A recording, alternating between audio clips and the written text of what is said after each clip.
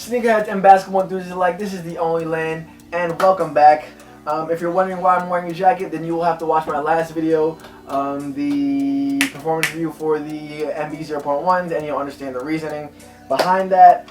But before we get into these, do me a favor, hit the like button, hit the subscribe button, and if you've liked what you've seen before or like what you see today, also please hit that that little bell there. It'll get you for notifications for when I release a video every 2 to 3 weeks, because sometimes I take a little longer than I should. But we're here to talk about these, the Curry 9s. This is a performance review for these, and we'll start off with the traction. Now, the traction is not your normal everyday traction. Here with the Curry 9s, what you have is the midsole basically as your traction. So you have the flow technology. It returns again from the Curry 8. I have said this before, and I will say this again. I never had the Curry 8. I unboxed a pair. It was a pair that I bought for my nephew, but I never ended up testing out a pair because of a couple different things that went on that year. But for my first go of these, it was pretty good. I'm not gonna lie to you. Traction was pretty good. The thing is, on like dirty courts, and if I'm going through my phone, it's because I'm looking through my notes. For dirty courts, it wasn't amazing. There was some wiping that you had to do because it is, like I said, it's not rubber. It is like the foam compound. It does get dirty. I don't know if you guys can see that. If not, I'll give you guys some close-ups of that. It does get dirty, and you will have to do some wiping. Man, you can already. You will have to do some wiping, and the reason I actually took longer than I felt like I should have taken on this is because I wanted to get this on a really clean court. So just like 2 days ago, I went and I played on a really clean court, very clean. Wanted to make sure that wanted to see if it did a little bit more on the clean court, and it was a little less wiping, but you would have to wipe. I mean, like, no matter what, the court's gonna get dirty, right? People come with dirty sneakers, they wear sneakers outside. It's gonna get dirty, and you're gonna need some wiping. What I will say though is, outside wear, it's gonna be a huge no-no. Definitely not. As I usually do on performance reviews, I put in 24 hours of like on-court time in the sneaker, and I can physically feel, I don't know if you guys can see it, like I said, I'll get you guys close-ups, but I can physically feel like it wearing down already, and I've only played and worn these on court. Like, I don't wear them outside. On none of the shoes I review, until the review is done, I don't wear them outside. Like, I'll go and I'll put my slides back on or my Crocs back on before I step outside, so I can like get an accurate review of what's actually going on the court. It's wearing down. It's wearing down, and this is only inside. So if you wear these outside, it's not gonna last you too long. I'm not gonna lie to you, especially in the forefoot area, because it seems like the indents into the foam there, in certain areas, it's a little less indented in there, or imprinted, however you want to say it. So it's gonna wear down. You're gonna end up slipping and sliding a little bit if you decide to use these outside. What I wrote down. On the first wear, what I wrote down is a lot of wiping, but when clean, it might be the best traction ever. Now, that's strong coming from me.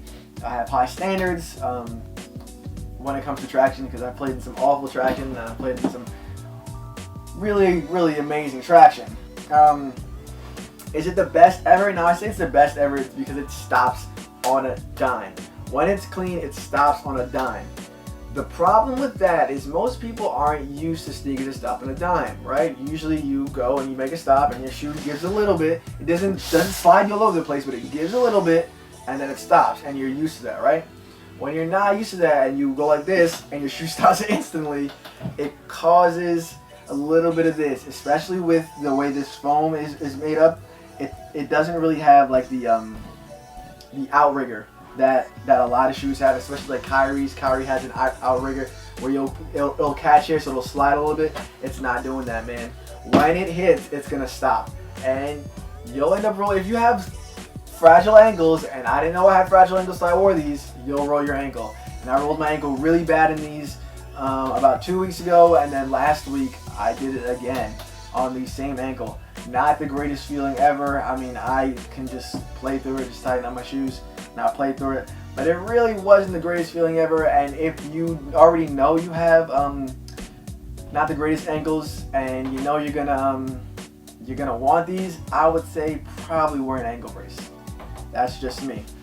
Now for cushioning, like I said, the cushioning and the outsole, they're the same thing. The midsole is everything there. It was decent. It's kind of hefty. Like you can see that the midsole is huge. Like this whole thing is the cushioning. It's not the greatest. It's not. I wouldn't say it's super bouncy. I saw a review where someone said that it was super bouncy. They felt like they were flying. I wouldn't say that. I would say it feels that way because these shoes are some of the lightest shoes I've ever played in.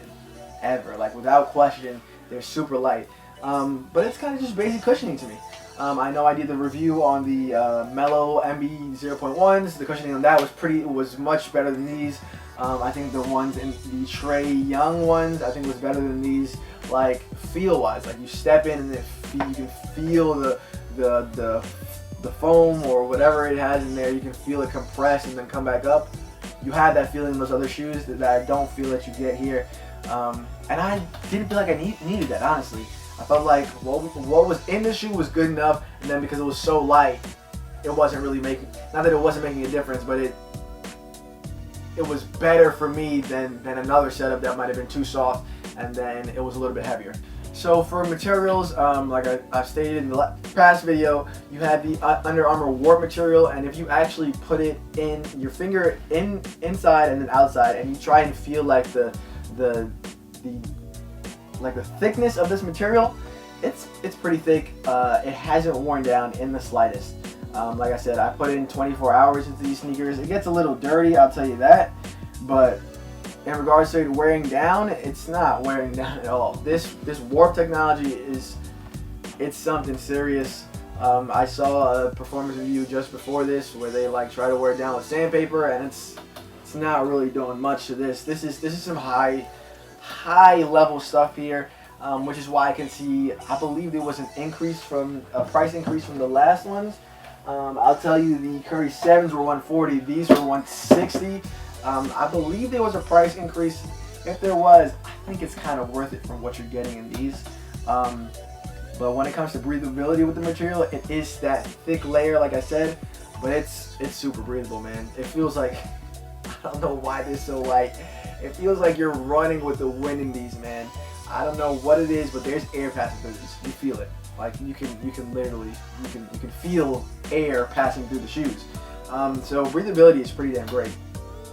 Now when it comes to lockdown, I feel like that's really like the biggest weakness. Besides the rolling thing where you roll your ankles, you just wear ankle brace with that.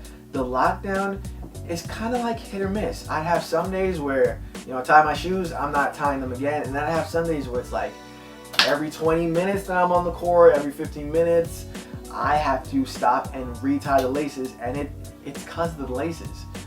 Flat laces, I talked about this in my last video, they don't do the same things that fat laces do. Flat laces, I guess the material, they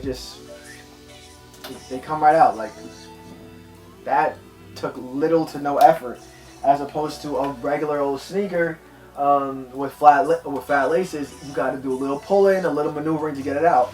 With these flat laces, it comes undone just very easily. And when you're running around, that's just something that naturally happens, especially when you don't have like a regular material here. You don't have, I don't know, like a cotton or a plasticky material. On these, we had this like, I don't know, you call it teddy bear material or whatever on the tongue here. It wasn't sticking. Now, we're not talking about the tongue. We're only talking about the laces here. It is staying locked. Your foot is going to 100% stay locked down as long as your laces are tied. Once they come undone now, this is not a booty. This is a detached tongue. Your tongue will move all over the place. So once it becomes undone, I would say, hey, time out, whatever you got to do, retie those laces. Try and double knot them if that's what you need to do. Do what you have to do, because the laces are probably not going to stay for too long. I don't know if that's just me. I don't think it has to do with the shoes being too tight, because I got an 11. I got an 11 and a half, right? I got an 11 and a half. That's my shoe size, and for me, it works fine. Now, when it comes to that, sizes, what I will say is, for if you have a wider foot, I would say go up half a size. I have heard that they run a little tight with the wide foots.